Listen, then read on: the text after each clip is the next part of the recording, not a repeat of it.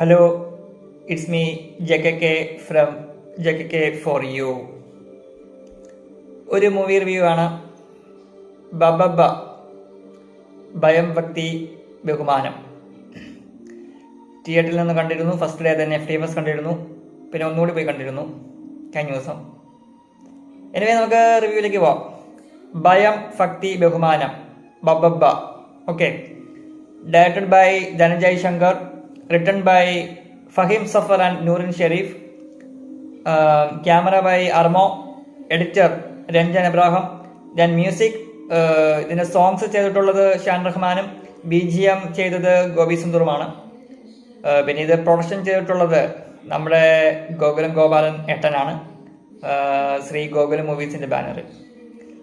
Okay, നമുക്ക് കാസ്റ്റിംഗിലേക്ക് പോവുകയാണെങ്കിൽ ദിലീപ്, റാം ദാമോദർ, സിനിമയിൽ അങ്ങനെ വലിയ പേരൊന്നും പറയുന്നില്ല, പക്ഷെ അതാണ് വിക്കിപീഡിയയിലുള്ള പേര്, ദിലീപ്. പിന്നെ വിനീത് ശ്രീനിവാസനുണ്ട്, പുള്ളിയാണ് ആന്റോഗോണിസ്റ്റ് വില്ലൻ. നോബൽ ജോസഫ്, പിന്നെ Baiju Santhosh, chief minister CK Joseph, അതും ഒരു വില്ലനാണ്. ദെൻ ധ്യാൻ ശ്രീനിവാസനുണ്ട്. ധ്യാൻ ശ്രീനിവാസൻ്റെ റോള് നല്ലൊരു ക്യാരക്ടറാണ്.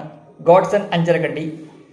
പിന്നെ സാൻഡി മാസ്റ്റർ ഉണ്ട്, ACP അഷ്കർ അഹമ്മദ്, ദെൻ ബാലു വർഗീസ്, മഹി, അങ്ങനെ ഒട്ടേറെ താരങ്ങൾ ഈ സിനിമയിലുണ്ട്. പിന്നെ കാമിയോ ആയിട്ട് നമ്മുടെ ലാലേട്ടൻ, മോഹൻലാൽ സർ ഉണ്ട്, ലാലേട്ടൻ ഉണ്ട്, ഗില്ലി ബാല, പിന്നെ SJ സൂര്യ ഉണ്ട് ഈ സിനിമയിൽ ഓസ്കറായിട്ട്. പിന്നെ റിയാസ് ഖാനാസ് ടോർപ്പാണ്ടോ, DJ ടോർപ്പാണ്ടോ, പിന്നെ സലിം കുമാറാസ്, ഒറിജിനൽ മുകുന്ദൻ ഉണ്ണി.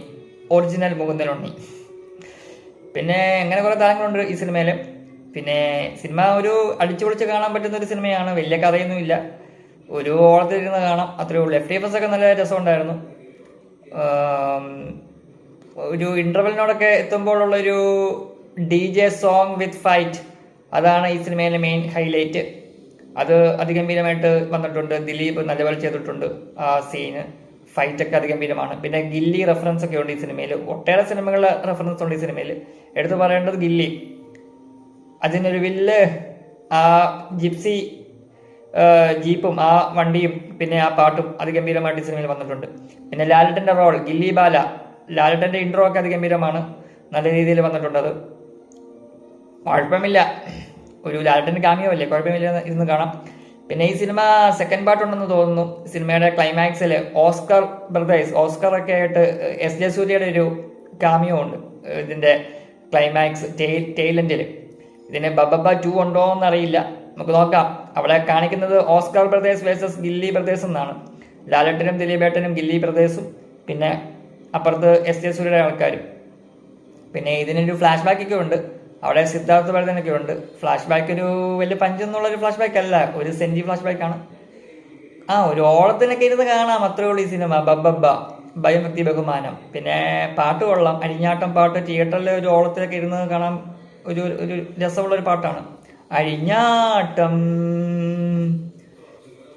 ഇവേ ആ ലാലേട്ടൻ ഫാൻ, കുഴപ്പമില്ല.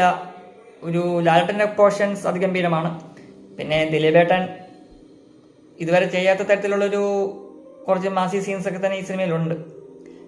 അപ്പോഴും കഥയില്ല, ഒരു നല്ലൊരു കഥയില്ലാത്തതിൻ്റെ ഒരു കുറവ് ഈ സിനിമയിലുണ്ട്. പക്ഷെ എന്നാലും കുഴപ്പമില്ല, ഒരു ഓളത്തിലൊക്കെ ഇരുന്ന് കാണാൻ പറ്റുന്ന ഒരു ഫെസ്റ്റീവ് സമയത്ത്, ഈ ഒരു ക്രിസ്മസ് സമയത്തൊക്കെ ഈ സിനിമ കാണാൻ പറ്റുന്ന ഒരു സിനിമ തന്നെയാണ്.